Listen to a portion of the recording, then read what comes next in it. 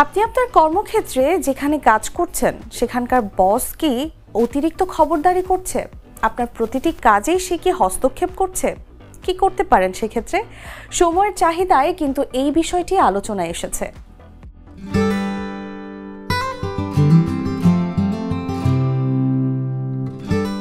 আমরা অনেক সময় দেখি একজন বস বা টিম লিডার প্রতিটি ছোটখাটো কাজ নিজে দেখে দিচ্ছেন, প্রতিটি সিদ্ধান্তে হস্তক্ষেপ করছেন, এমনকি কে কখন ইমেইল পাঠাবে সেটাও ঠিক করে দিচ্ছেন, কিংবা খুবই ছোট বিষয়েও সিদ্ধান্ত দিচ্ছেন বা সেটি নিয়ে কয়েকজনের সঙ্গে কথা বলছেন, তাতে কয়েকজন কর্মী মিলে সেই ছোট বিষয়ে তৎপর হচ্ছেন। এটাকে বলে মাইক্রো ম্যানেজিং। শুনলে মনে হতে পারে এত কাজের মান বাড়ে, কিন্তু বাস্তবে এর প্রভাব একদমই উল্টো। যখন কোনো কর্মীকে বারবার বলা হয় কিভাবে কাজ করতে হবে কিংবা তার কাজের প্রতিটি ছোট বিষয়েও হস্তক্ষেপ করা হয়, তখন তার আত্মবিশ্বাস কমে যায়, সৃজনশীল চিন্তাভাবনাও বন্ধ হয়ে যায়, ফলে টিমে তৈরি হয় চাপ, ভয় আর অস্বস্তি।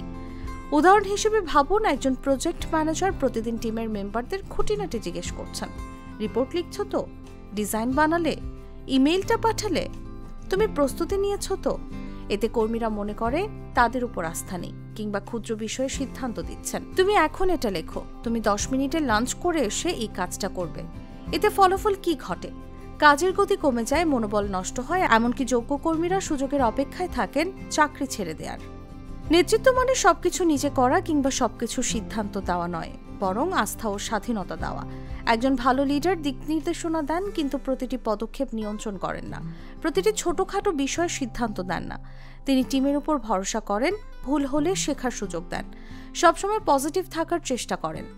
কর্মক্ষেত্রের সকল বিষয়কে ব্যক্তিগতভাবে না নিয়ে বরং প্রাতিষ্ঠানিকভাবে দেখেন। তাই মাইক্রো ম্যানেজমেন্টের পরিবর্তে যদি ট্রাস্ট বেসড ম্যানেজমেন্ট গড়ে তোলা সম্ভব হয়, তাহলে শুধু কাজের মানই বাড়বে না, কর্মীরা আরও দায়িত্বশীল, উদ্যমী ও সৃজনশীল হয়ে উঠবে।